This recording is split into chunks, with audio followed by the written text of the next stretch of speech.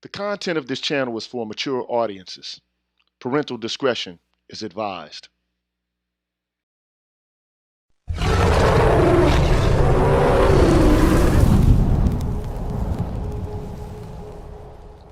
You're tuned in to the Green Gorilla channel.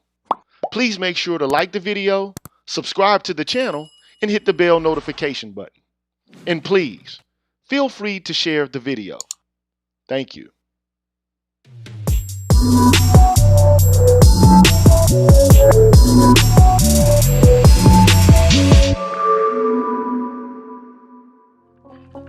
What's good? What's good? What's good? What's cracking, everybody? I'm GG, and you're tuned in to the Green Gorilla channel, the place where black men can express themselves freely. Straight up, no chasers. And before I get things started, I gotta give a shout out to all the members of the Green Gorilla channel. So let's do that. I want to give a shout out to Odd Collard, The Face, Craig, Raphael Brown, Omni Americana, Deanne, Donald Watts, Barry Little, Ryan Jackson, hiphop.catv, Black Wizard ADOS, Coach DC, The Remedy, Kashif Caldwell, Infamous Chillin', I Am Black Man, John Reeves Too Much, Nichita, True King 337, B Hillfire, Force Windu, Blue Collar, Mr. Blue Collar, Urban Nomad, Boy Nolas, Kyle J. Subra, I'm Just Jules, The Book of Ronin, Ab Media 83, Damon Harris, Brian McMurray, Mr. Lou Meth, TD Hip Hop Media, Drew Main, Shop Talk Live, Mr. Heat, Afro Analyst, NEU, Ronan Martin, Isa Abdul Sahir, Sir Anthony, Deshaun Nolly, ML Law, Charles Rogers, Black Dog, Universal 178, Black Swerve 404, Rashid Barnes, Aaron Smith, DH, See Truth the Revelator,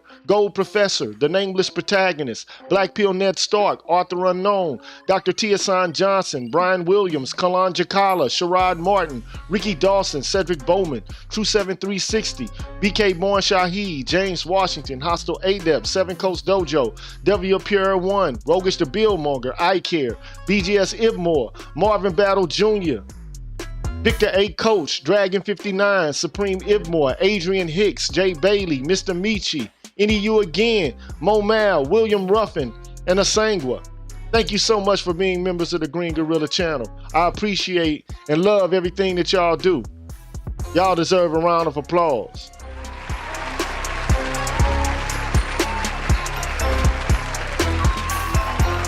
Thank you so much for supporting me and helping me to get the channel to where it should be. I appreciate all your help and all your support. I really do. Shout out to y'all. And so let's just get things rolling. I'm not gonna waste any time tonight. So let's just get right into the news. The news.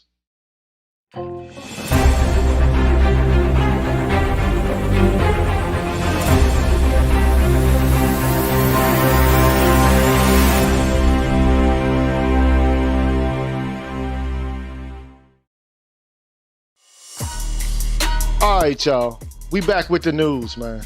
And I'm gonna make it quick. So, you know, we got a new president. His name is Joe Biden. He is now the commander-in-chief. He's running things. He's the head. It is what it is. So,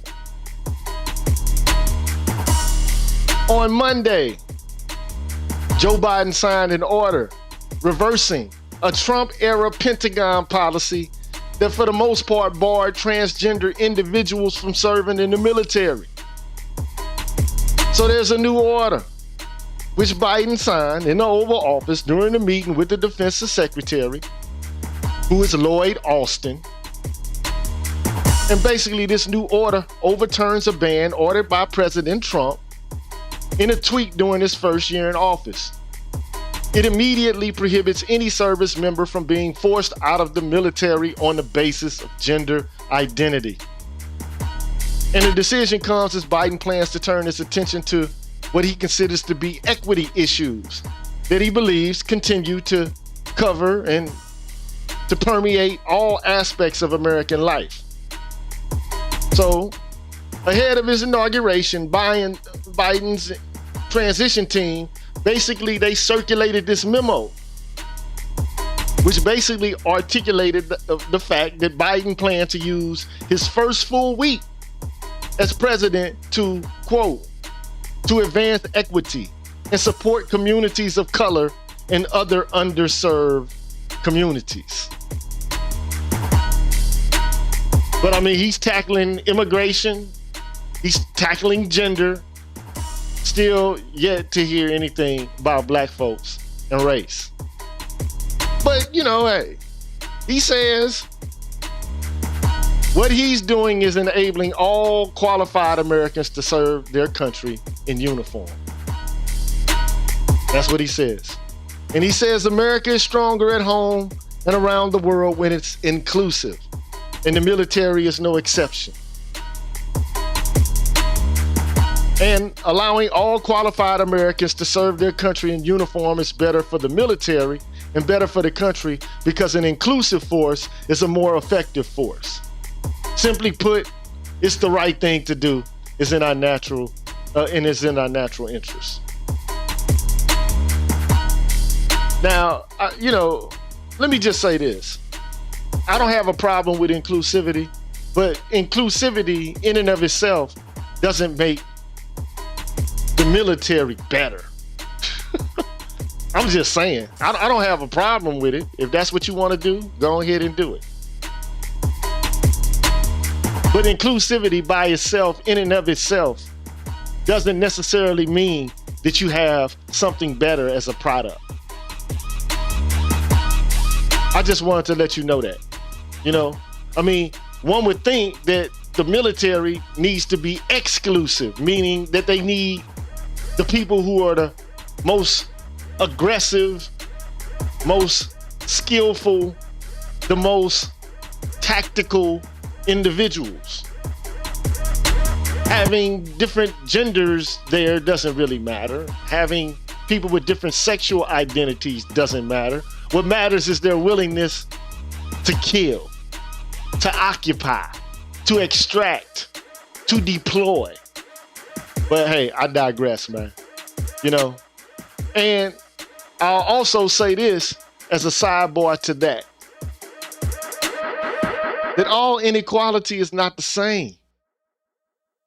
Because I don't know any long, drawn out history in which people with different gender identities have been subjected to chattel slavery for generations. I just don't know of any events like that.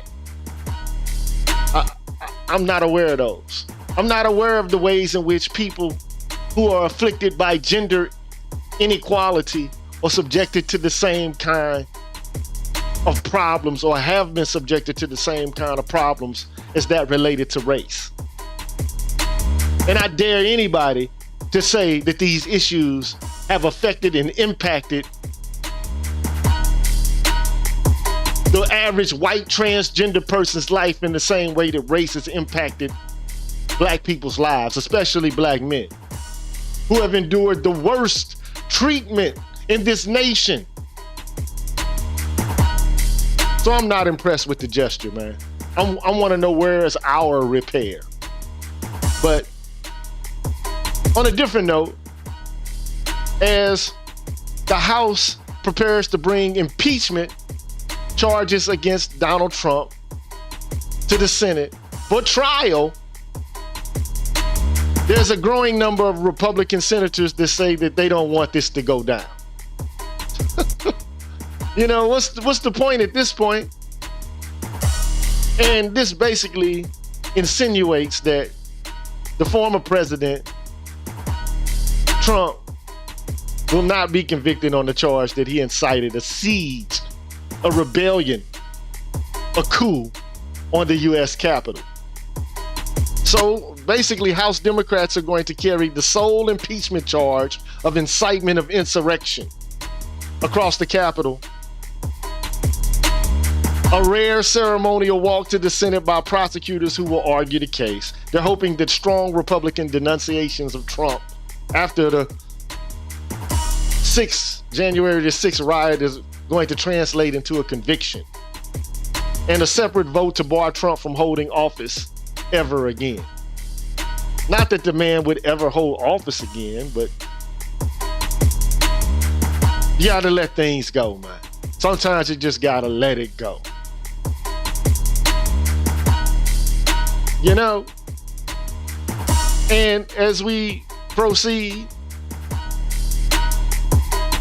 the virus is leading to job losses, not just in America, but the world over. In fact, 4 times as many jobs were lost last year due to the coronavirus pandemic as during the worst part of the global financial crisis in 2009. And this is from the UN. And the International Labor Organization basically says that the restrictions on businesses and public life destroyed almost 9% of all work hours around the world last year. Now, just to give you an estimation of what that's like, that's the equivalent to 255 million full-time jobs being lost. That's 4 times, quadruple the impact of the financial crisis, the global financial crisis, over a decade ago. So the International Labor Organization's director, Guy Ryder, says that this has been the most severe crisis for the world since the Great Depression of the 1930s. Its impact is far greater than that of the global crisis of 2009. The fallout was almost equally split between reduced work hours and unprecedented job losses. So yeah, the world is hurting over this here, you know? But on to more light news. You know, everybody's geared up for the Super Bowl. They want to see Brady and Mahomes. I'm eager to see it myself. Always eager to see it. But for the first time since 1983, when Anheuser-Busch used all of its advertisement time to introduce Bud Light, which I hate. I hate Bud Light. I can't stand it. I mean, I deplore, I loathe Bud Light. but I like Budweiser. I can't stand Bud Light. But since '83, the beer giant isn't advertising Budweiser during the Super Bowl. Instead, it's going to donate the money it would have spent on Budweiser ads to the coronavirus vaccination awareness efforts. And let me just say this, man. You know, Hank Aaron died over the weekend. You know, he passed, and we all know what Hank Aaron symbolizes, and we all know that he was elderly, but he didn't pass until he took that virus. And I don't mean to be a conspiracy theorist or, you know, a doom and gloom proliferator, but I just don't know if I should take this vaccination or not. Because I haven't had any problems. I know my brother had it, my cousin had it, my second baby mama had it, and my daughter was quarantined with her during the time. My daughter didn't contract it, and if she did, she didn't have any symptoms. And so I just don't know about it, man. But, you know, advertisers not, you know, Budweiser's not going to advertise Budweiser. They're not going to do it. Anheuser-Busch, that's what I meant to say. Anheuser-Busch, they're not going to promote Budweiser during the Super Bowl. But damn, they still going to advertise Bud Light Seltzer Lemonade, Michelob Ultra Organic Seltzer, and they're going to sell that to the public. Okay, well, whatever. And Pepsi's doing the same thing. They say they aren't going to advertise Pepsi in order to focus on its sponsorship of the halftime show. But it will advertise Mountain Dew and Frito-Lay chip products. So, but you know, there are some veteran Super Bowl advertisers like Coca-Cola, Audi, Avocados. They're going to sit out advertising altogether. So it's probably due to the crunch of the economy and them thinking that they could, you know, spend their money and put their efforts elsewhere. So there's that. And another thing in the news is Republican lawmakers, man, and this issue with gun control.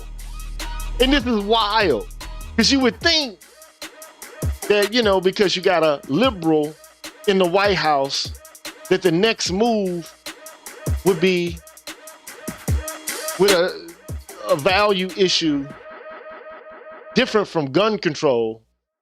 But man, they're going right at it. They're like, no, we're not going to let you even get a chance to come in with your gun control ideas. So what the Republicans are doing in a whole bunch of states, they're going to loosen, if they can, gun restrictions by allowing people to carry concealed firearms without even having to get a permit. So you don't even have to get a permit to carry a concealed weapon if they pass this law. Now, you got 15 states that already allow concealed carry without a permit. And lawmakers in 9 others have proposed allowing or expanding the practice. So you got a whole bunch of governors that's backing changes in Utah and Tennessee, and another bill expanding permitless carry in Montana passed the state house.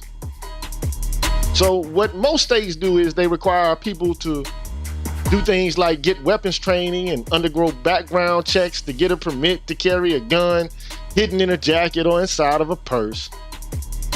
And groups like the National Rifle Association and state lawmakers who support gun rights argues that those requirements are ineffective and that they undermine the Second Amendment.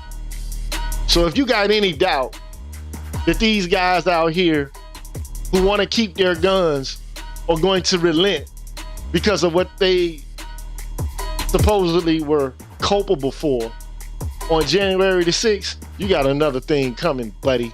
they're gonna double down on their right to carry guns. So that's just so you know. Okay? So that's enough of the news, man. So I'm about to get into this hip hop thing. Because you know I love hip hop, man. So let's talk about it, man.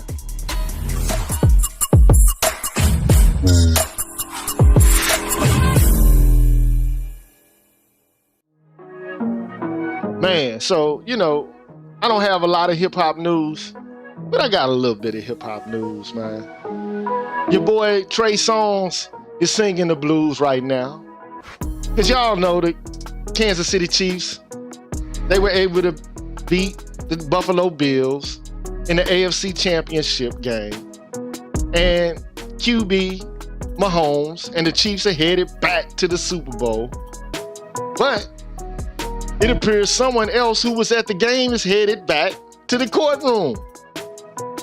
Headed back to the courtroom. According to reports, Trey Songz was arrested for trespassing, resisting arrest, and for assaulting a police officer. Damn, Trey. So these crimes supposedly took place at Arrowhead Stadium in KC. And Trey Songz is allegedly caught on video at the game getting into a physical altercation with a cop. But people in the immediate area where the incident took place seem to place the fault or the blame on the officer more than the "it's time to put it down the last time" singer. So he might be able to slip out of that. In other news in hip hop, y'all been witnessing versus battles and all this kind of stuff. Especially during the course of the pandemic, it's become a new thing. But now, Versus is working with the NFL. So, you know, Versus, popular online musical series, has entered into a partnership with the league for NFL Pro Bowl Versus presented by Verizon. So, you know, the NFL Hall of Famer Deion Sanders and NFL Network's MJ Acosta Ruiz are going to host the event. You got Pro Bowl players Deshaun Watson, Jamal Adams, Budda Baker, DeAndre Hopkins, Jalen Ramsey, Cameron Jordan, and Myles Garrett. They're going to take part in specific categories focusing on both on-field and off-field highlights. And Swiss Beats, one of the co-conspirators of this whole versus experience, says he's looking forward to seeing the players go head-to-head with their highlights. These guys are icons just like the artists. Let's give them their flowers. So his partner Timberland adds in that Versus partnering with the NFL made sense for us with culture, sports, and music being so aligned. So shout out to them brothers, man. They started something, and you know, I respect both of those guys, man, in their production talents. So good luck to them, man, as they move forward. But in other news, man, you know, we talk about these issues sometimes in the black manosphere, and we kind of disparage what we consider to be just deplorable culture from black folks, man. But unfortunately, man, another rapper has been killed. It's a young guy, you know. So you had the one cat from Dallas, I can't remember his name at this moment, but the other dude from Chi, he died.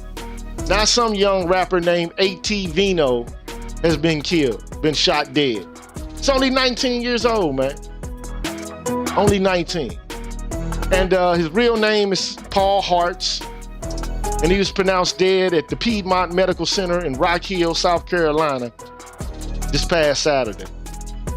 And it's unfortunate, man, because, you know, you got a lot of young guys, man, who are subjected to this phenomenon, man. You know, black on black. And it's mostly males that do this shit, you know? And, you know, we're going to have differences. We're not going to always see eye to eye. But does us not seeing eye to eye have to result in us having barrels pointed at each other, man? It's just a question, man. You know, this guy, like I said, he was just rising in the ranks. Shout out to him, man. May you rest in heaven, man. And may your mother, your father, your brothers, your sisters, your immediate family, man, may they be in good health. And the last thing I want to talk about related to hip hop is Dr. Dre, man. And it seems that Dr. Dre and his father, man, have a very awkward relationship. So, you know, more of his business, I'm talking about Dr. Dre's business, is making headlines. So during an interview with the New York Post, Dr. Dre's 73-year-old father talked about his relationship, or his lack of relationship, with his own son. Now, according to Theodore, which is his father's name, he can't even remember the last time he's even had a conversation with his own son, man. He says, I haven't seen Andre since his grandfather died, and I can't even remember when that was. Now, you know, obviously they have a complicated relationship. Dre's mom split with Dr. Dre's mother shortly after he was born over allegations related to abuse, which his father says didn't happen. And as a result, Dr. Dre was actually raised not by his mother, but his grandmother. But his relationship with his father doesn't even exist. And, you know, his father says, we have no relationship. My other sons love me. They tell me they love me. But coming from where I come from, most young men like Andre, who have a big success, don't give a damn about their dad, Theodore said. And to be perfectly honest, man, that's just true. A lot of men grow up without their fathers, especially in this culture that's become one that normalizes, one that promotes single parent families, man, particularly single mother families. And so, you know, it's a hell of a thing, man, for a grown man to know that he has children out here and to not have any impact over their children's lives and to not have love, unconditional love, honor, respect being given and imparted to their fathers, man. This is a problem in this culture. And hopefully we can begin to put a rein on it, but it just doesn't seem like anything is about to give anytime soon. So, and unfortunately, you know, Dr. Dre's father is not the only person that's been snubbed by Dre. His daughter, who is, you know, his oldest daughter, came forward to reveal that she hasn't heard from her father in 17 years. Man, I'm gonna tell you this, man. These babies out here are our babies just as much as they are their mother's babies, man. Those are our kids just as much as anybody else's kids, man. And that's unfortunate, man, the way that this culture dishonors fathers. It didn't used to be like that, but it is now. Hopefully we can begin to change that, you know? So anyway, man, I want to thank Rasheed Barnes. Thank you for the shout out. Corey Shaw, thank you. Appreciate that. And I'm going to take a quick little break, man. And when I come back, man, I'm going to get to the proceedings this evening. We're going to talk about how Circe turned men into swine. So I'm going to take a quick little break. And when I come back, we're going to get to it. Be right back.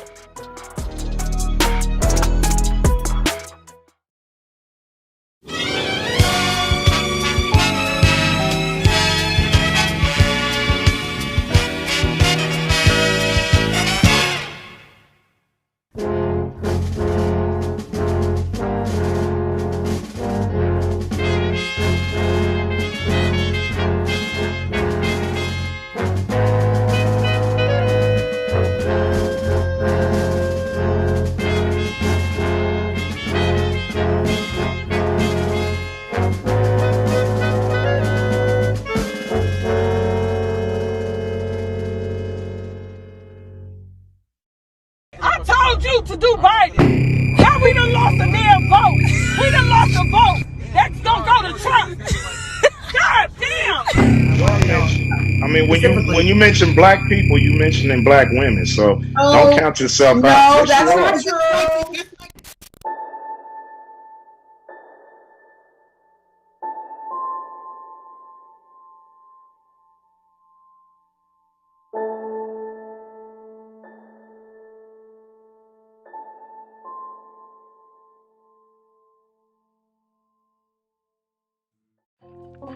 All right, man, I'm back. Had to catch my breath for a quick little second. But I'm GG. You're tuned in to the Green Gorilla channel. It's the place where black men can express themselves freely, straight up, no chaser. We got about 35 days left to raise funds to try to put this documentary together. So if you can support it, please do so. I believe we can still get it done.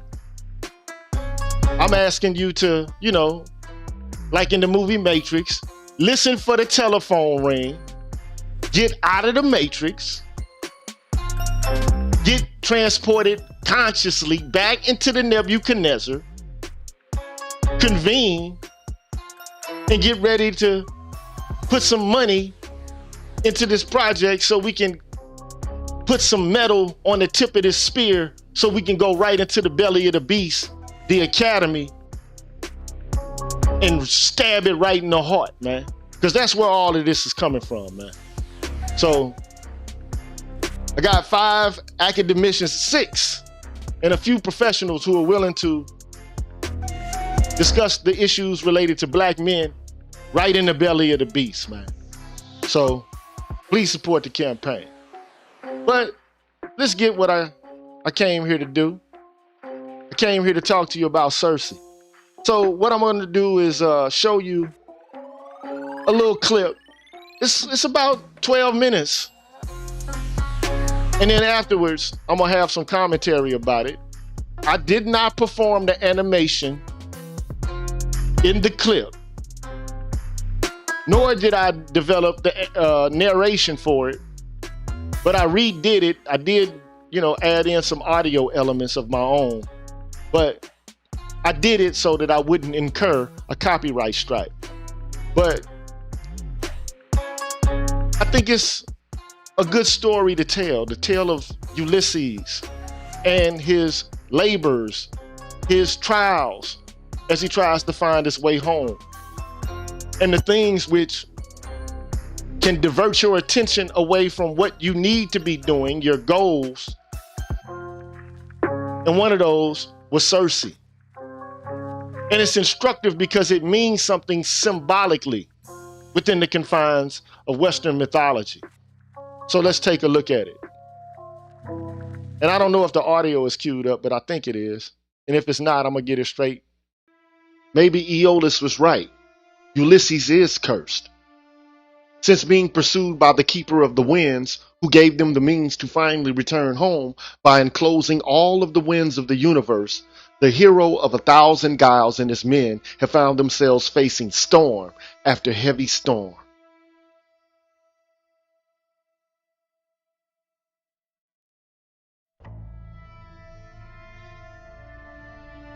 The island off which they have just run aground is totally unknown to them.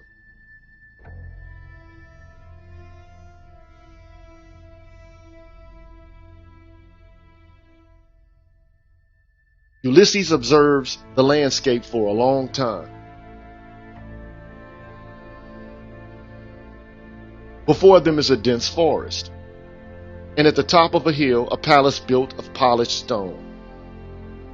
Perhaps they can find supplies there. Ulysses gives his orders. They are split into 2 parties. Eurylochus will lead the first party to the village in search of supplies, while Ulysses will wait on the shore with the second. For the very first time, Eurylochus, the ever reasonable Eurylochus, disagrees with his king. It is out of the question.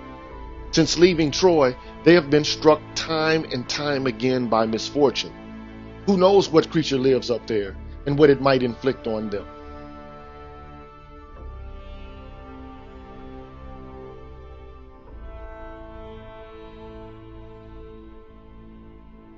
But Pelides, Ulysses' second captain, approves.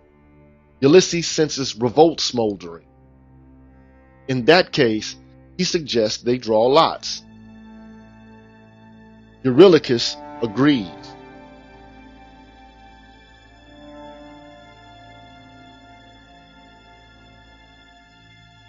But the draw favors Ulysses. Resigned to his fate, Eurylochus gestures to Pelides to join him, and with a dozen crewmen, they disappear into the dark forest. The small party reaches the village. It's deserted. Not a sound can be heard.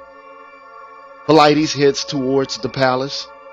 It's superb, clearly the residence of a noble.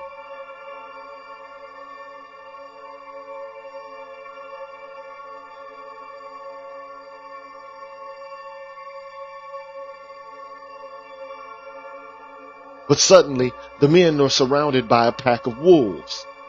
There is no escape. Their fangs bared, their muscles tight, the wolves seem ready to spring. But then, all of a sudden, something very strange happens. Instead of attacking the men, the pack greets them. Tails wagging, tongues licking, and looking to be stroked. The wolves become as docile as pet dogs. Stupefied, the men are tied to the spot. It's Pelides who gathers his courage, turns to the door, and this time knocks. When the door opens, it reveals the most beautiful woman he's ever seen. Her brown hair descends to her waist. Her almond-shaped eyes reflect with gold. Her face is perfect. She introduces herself. Her name is Circe. Miles agape, the men follow Circe into her palace. All except for one, Eurylochus. He's hiding behind a tree. The memory of the Cyclops is still too fresh in his mind. However beautiful this woman might be, he doesn't trust her. He watches the scene from a distance. Circe has the men sit down on magnificent chairs carved from silver and gold. Then in goblets studded with rubies and emeralds, she serves them wine, which she tells them is the best in all of Greece. None of them have the slightest idea of what awaits them. As they empty their goblets, Circe utters some words in a strange language they don't understand.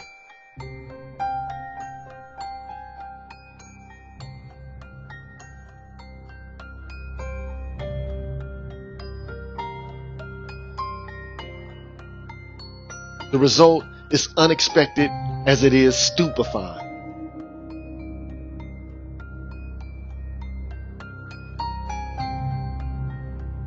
The sailors and soldiers of Ulysses, proud warriors and veterans of Troy, are no longer men, but pigs, swine.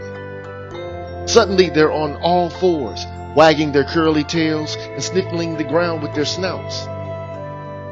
Circe bursts into laughter, orders the swine from her palace, and has them shut into a pen. She throws them acorns and beech nuts, just for the pleasure of watching them fight over the food.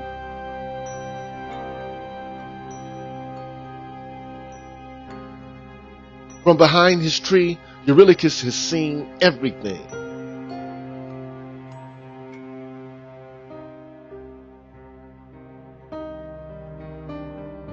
He finds the strength to snap himself out of his stupor and hurries back to the shore.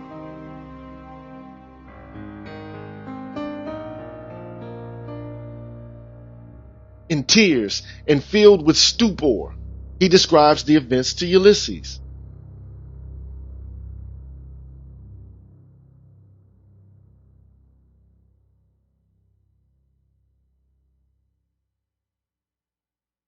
Circe. Ulysses knows this name. Legends of Circe abound, each more terrifying than the next. It's said that even the gods fear the powers of Circe, daughter of Helios, god of the sun.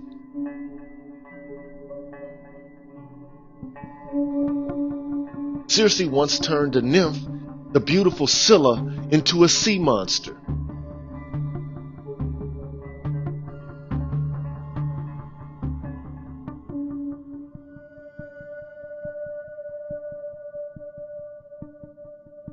She saved her niece Medea, who murdered and dismembered her own brother, for which she was sentenced to death by Zeus. Only Circe had the power to purify her, so that she could avoid her deadly fate.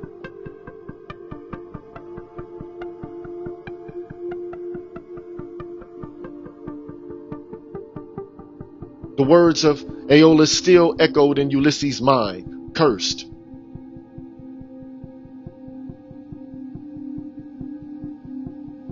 Ulysses shakes off the fear that Circe instills in him. He asks Eurylochus to lead him to her, but meets with a blank refusal. No way is he going back to that witch's palace. Eurylochus begs Ulysses to flee with him, to sail away from this cursed island, but the king of Ithaca is determined. The bewitched men need him.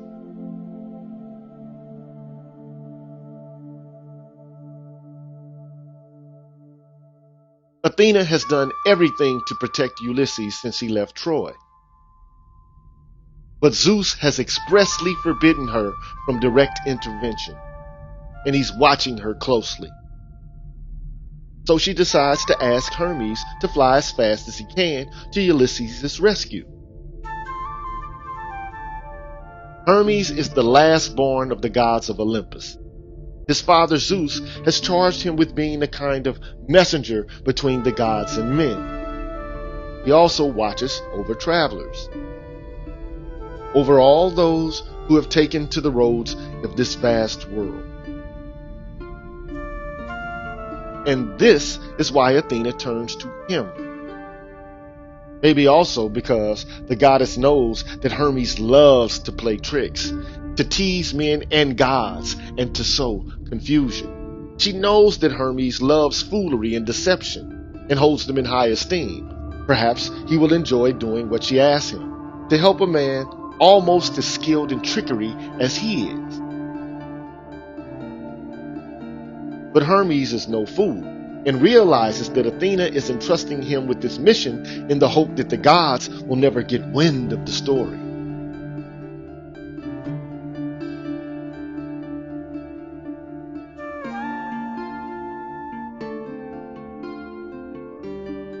But he wonders. He knows that Olympus is divided, ready to implode, should the quarrels between the divinities persist.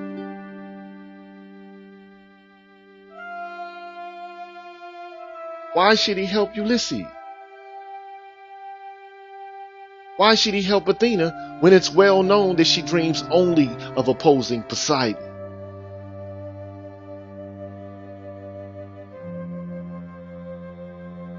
Athena reassures Hermes.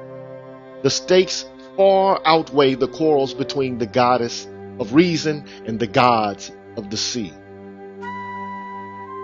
Zeus, master of Olympus, has pronounced that Ulysses' life must be spared. He may suffer misfortunes of all kinds, but he must not die. And if Ulysses goes alone to Circe's palace, he has no chance of coming out of there alive.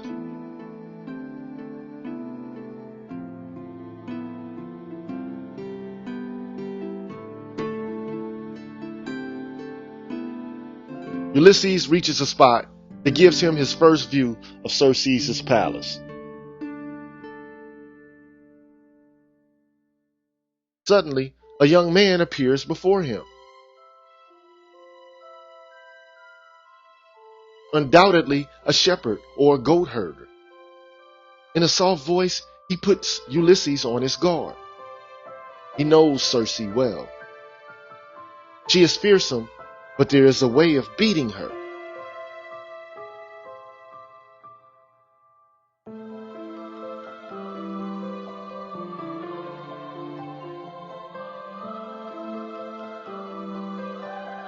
It contains a herb with a black root and a white flower. Ulysses has only to eat it and it will protect him. When Circe offers him a drink, he should accept it without fear. Thanks to this herb, the witch's potion will have no effect on him. And when she takes her wand to curse him, he should take out his sword and approach her as if he were intent on killing her.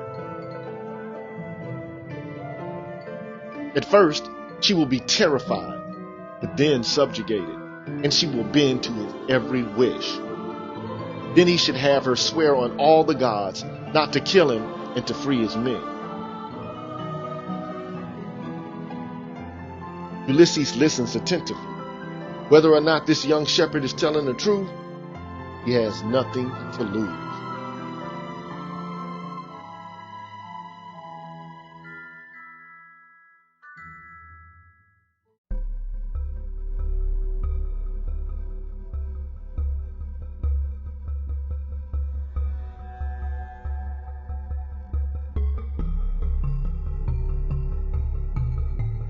Circe is there in all her majesty. She invites Ulysses to sit on one of the chairs. A fascinated Ulysses accepts. She serves him her evil brew. Ulysses hesitates. For the briefest of instances, he wonders if what the shepherd said was true. Then he raises the goblet and drains every drop. Circe raises her wand, ready to strike. But she is frozen to the spot with surprise. Ulysses is still standing, sword drawn, threatening to run her through. Circe stares at him as if she were staring at a creature from another world. Never has a mere mortal resisted one of her potions. As she observes him, she begins to recognize his traits. It's Ulysses, the king of Ithaca, the hero of the Trojan War. While there are all number of legends about Circe, great tales tell of the feats of Ulysses. She knew he would show up here one day.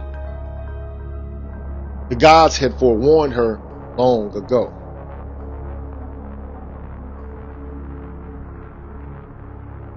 Shaken, Circe prostrates herself before Ulysses. She swears she will not harm him. She will fulfill his every wish, as long as he promises one night with her. Just one night. Ulysses consents, but on two conditions. One, that Circe swears on the gods not to take his life, and two, to return his unfortunate men to their true appearance and to free them.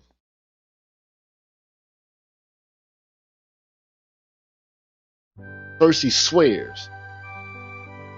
She opens the gates of the pen where Pelides and his men are enclosed and sprinkles them with a magic powder. They immediately find themselves human again.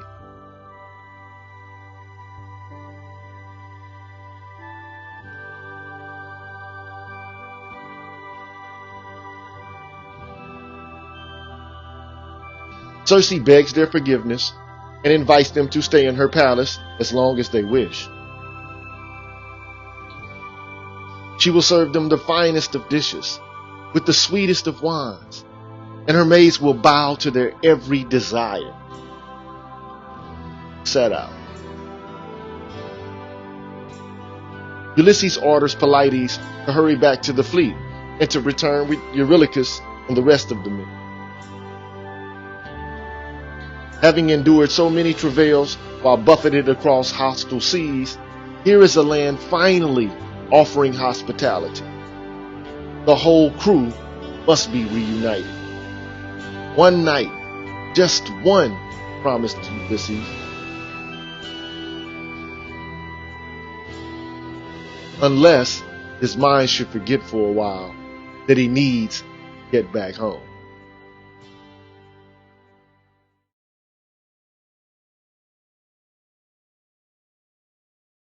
Yeah, so that's the end of the clip that I wanted to show you.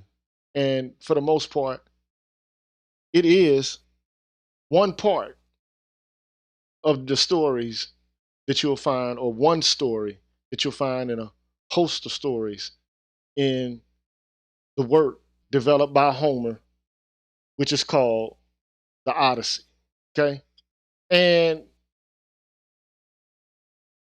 I mean, I remember reading this for the first time as a boy, maybe about the fifth or the sixth grade. And, you know, they have translations the kids can read.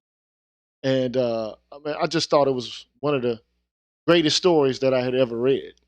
And, you know, thankfully I was educated. I had access to this work. And it was just profoundly influential. Now, of course, you know, as a young boy, I had no knowledge of what it was that I was actually reading.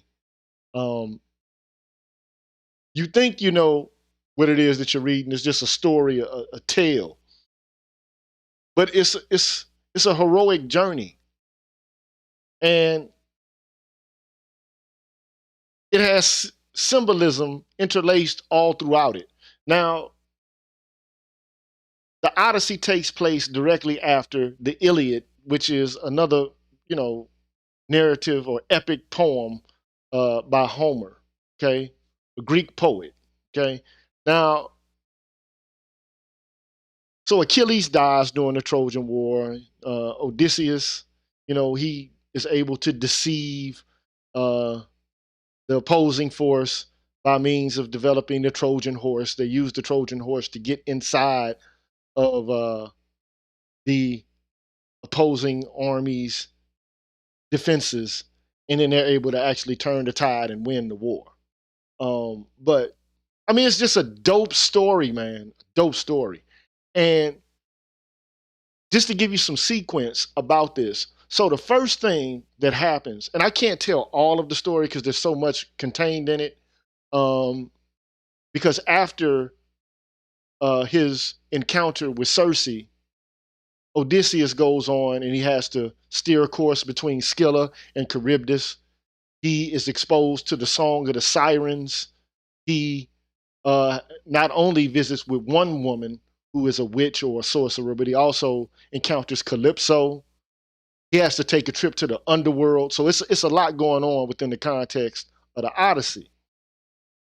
But prior to his encounter with Circe, one of the things that he comes into contact with is an island where there are lotus eaters. Now, you could ask the question, okay, well, like, what's so challenging about lotus eaters, right? And whoever eats the lotus basically falls prey, as in a similar way, one who is touched by Circe's wand, or here's the song of the Sirens, they're compelled to idleness, okay? But nothing really happens to these people.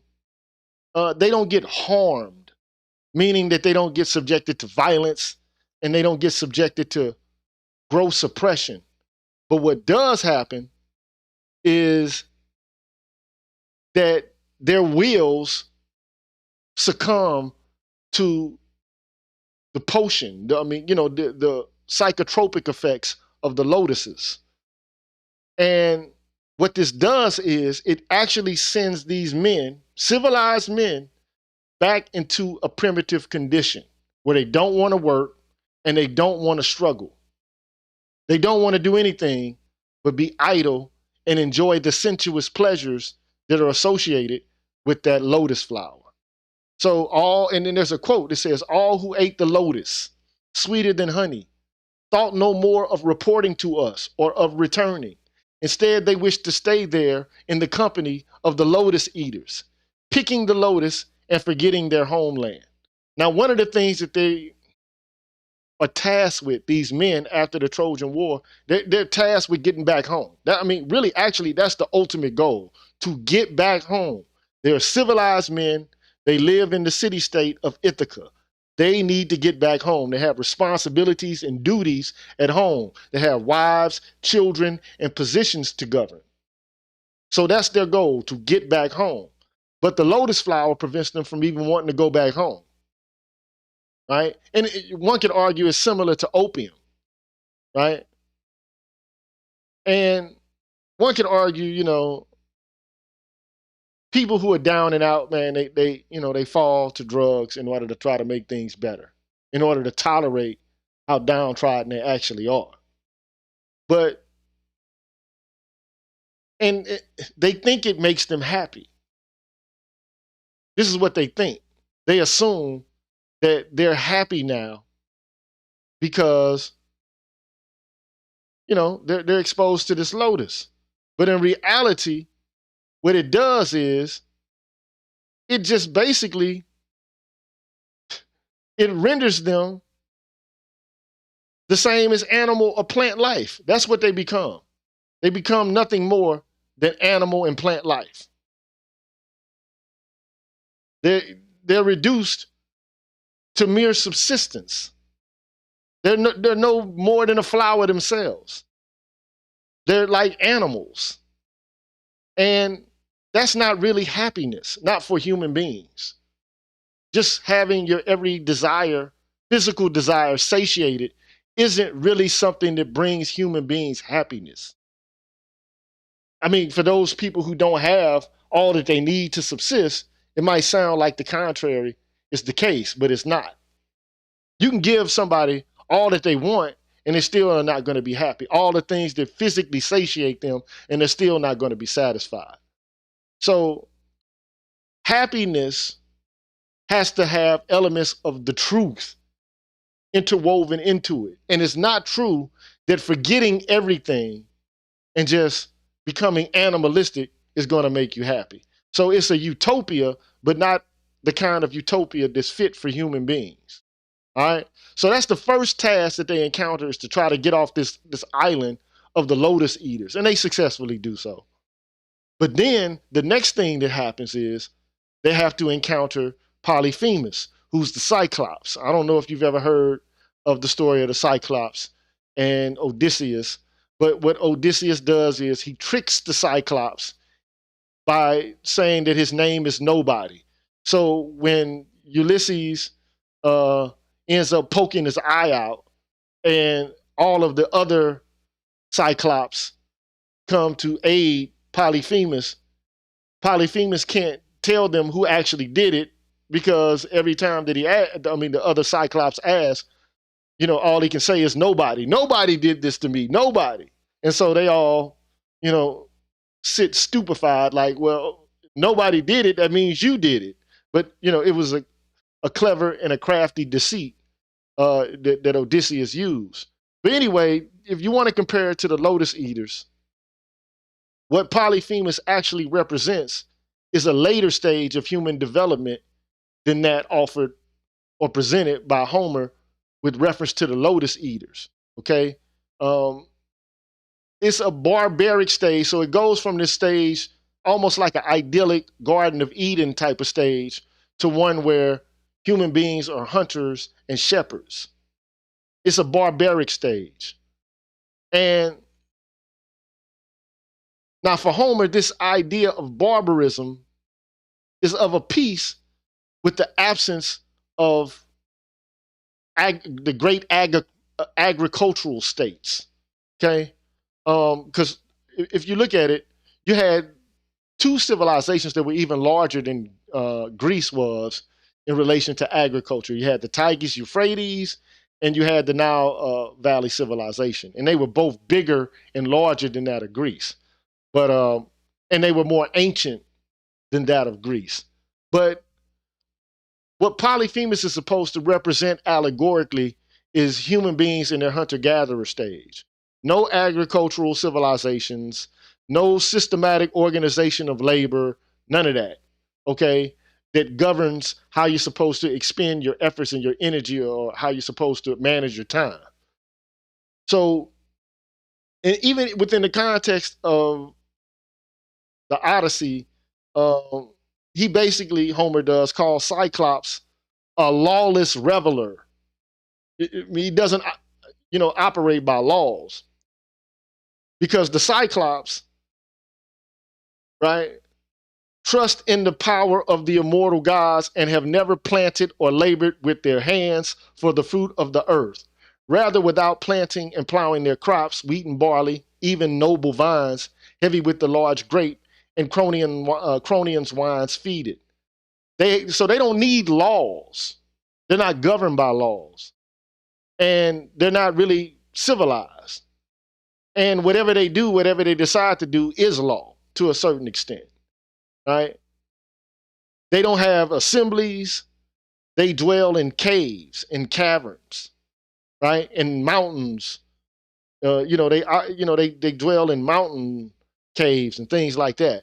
So each man rules his women and children as he wants. No one cares about the others. So it is a patriarchal society. It's a tribal patriarchal society, and is based upon the assumption that the weak, the physically weaker, need to be ruled over. They have to obey, right? But they don't have an idea of property, and they don't have a rigid concept of hierarchy. Okay, so it's just cave dwellers, man. No objective law, and so it's an indictment of that way of life, because lawless human beings, they don't deserve respect.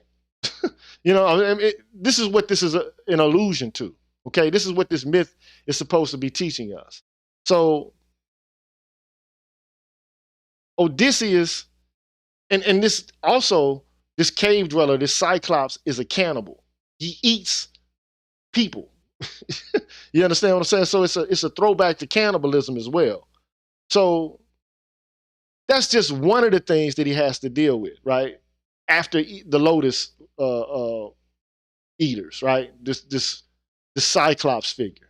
So actually, like, to me, what Homer is, it's a projection of man's history. It's an anthropological piece of work that uses myth in order to try to explain that anthropology. This is what this is. Through allegory and allusion, it's trying to make sense of man's past. Okay? But then he comes up against something even more treacherous in terms of a challenge than man's animalistic aspects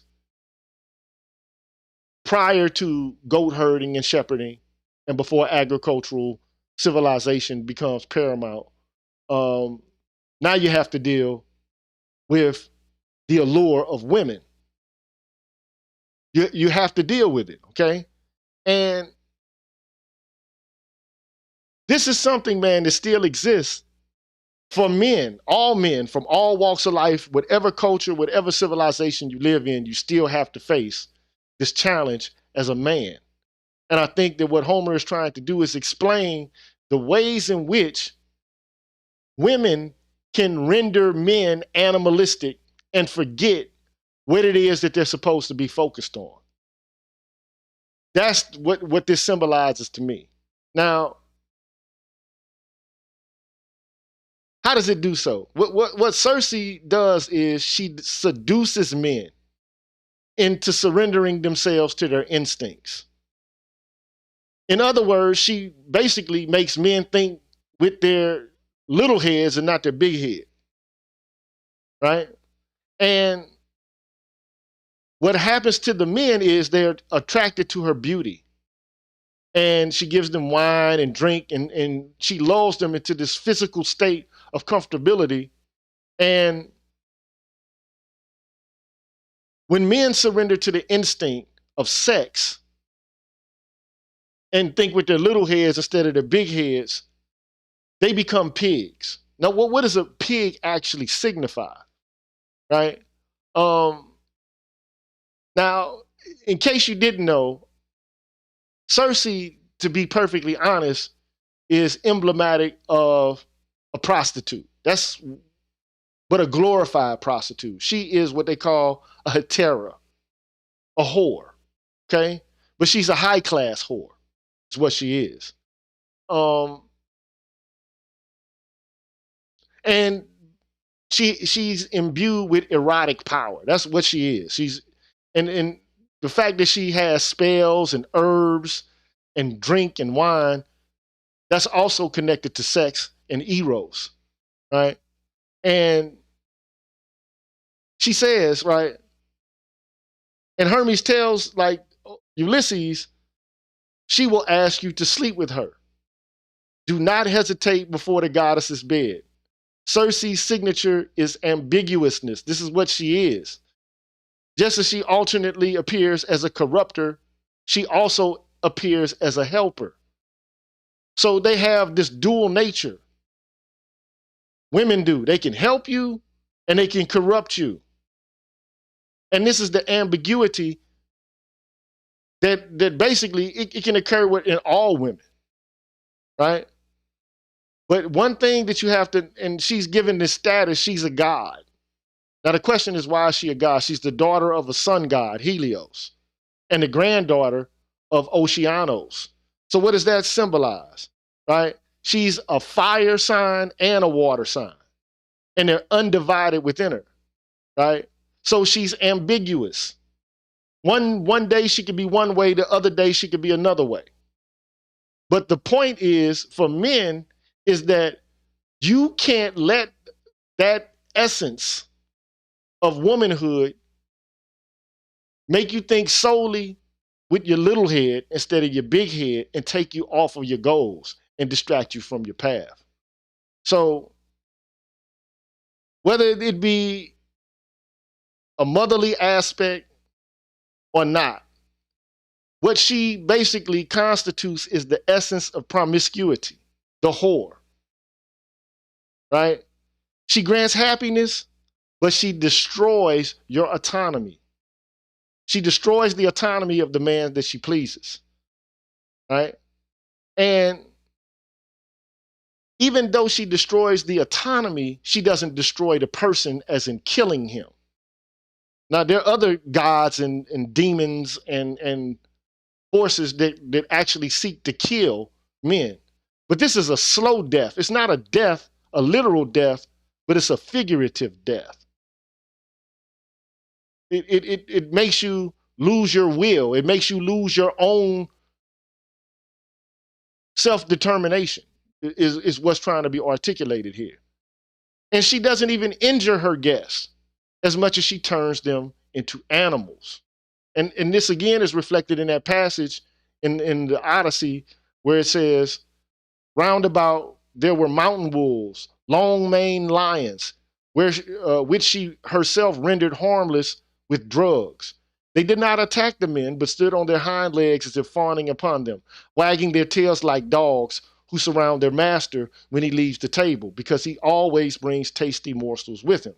And so these fierce-clawed wolves and lions fawned upon my men. So she doesn't kill them, but she renders them. Even lions have natures. Wolves have a nature. And that's symbolic of how she could pacify even the nature of lions and of wolves and make them domesticated. So it's a cautionary tale, right? So the enchanted men act like wild animals who actually hear or are tamed by music, right? So they succumb, and the nature within them represses their civilizational forces and drives. And that's what that's about, you know? So you have to, you gotta, all this is you gotta understand, you can't be run. Don't let, I'm trying to stop cursing so much, but ultimately, if I had to break it down into simplistic terms, man, don't let the pussy run your life, man. Don't let the pussy run your life, man. Don't let the pussy distract you from what it is that you have to accomplish. Don't allow the pussy to take away your drive and your ambition. That's what it's trying to symbolize. But the pussy won't kill you. But I mean, nowadays it can. which is, I'm not trying to be ignorant by saying that, but it can kill you today because of STDs like, HIV and things like that. But it's not so much a literal death, but it's the figurative death of the drive, the civilization, civilizational forces that all men are drawn to, that they're all directed towards. And so that's what is important. And it's symbolic again. The men, Ulysses' men, were turned into swine. They weren't turned into wolves. They weren't turned into lions. They were turned into pigs. And the pig, of course, is one of the lowest in the human imagination anyway. It's one of the lowest kind of animals. The lowest kind. And,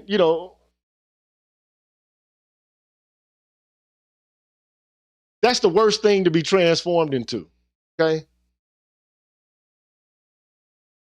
One of the worst ways to be regarded. One of the worst animal forms to be identified with. Don't let these women turn you into pigs, man. But you see it from men from all walks of life get entranced by women, and it pivots them from what they ought to be doing. Now, once they're subdued and the subjugation doesn't occur by physical force, but the threat of it, even when you see Ulysses, when he tries to do that to him, he threatens to kill her. And Hermes, along with the help of Athena, basically requires him to issue that threat. Now, this might sound, misogynistic or whatever the case may be, but it is what it is. I mean, you're going to turn me into a pig or an animal, then I have to threaten you because I'm not going to allow you to do that. But women will try. They will make the attempt to do so. Okay? So your goal is if you're threatened in the way, in being subjected to the lower element of who it is you are, you have to basically step off and threaten and say, look, I'm not here for that. I'll holler at you. I'll rap to you. I'm not going to sit here and be involved in this. I'm not going to participate in this. So that's what that's about. I got more to say it. I would actually do a discussion, but I don't have anything else but a program called OBS Ninja. And before I actually want to introduce that into my streaming, I'm going to have to, do a hangout or something like that, and then see if people know how to use it, and then, implement it into the stream. But anyway, man, I just wanted to tell y'all that, man. Like, I think the Odyssey is one of the great works of art from the Western world. And if you haven't checked it out, check it out. Actually, you can watch it on Amazon Prime if you got a subscription to Amazon Prime. And that's where I lifted the visuals from and the narration, but I just did it so that I wouldn't incur a copyright strike. It took a couple hours to do it, but, I did it just so I could, show y'all and present it within the context of this stream here. Maybe tomorrow I can come in and we can have a further conversation about it, or I might talk about it a little bit more. But that's it for that. And the last thing I want to do, as I always do before I leave, is I want to get to this spirituality section. And then after that, I'm going to fade on out. So let's get to it.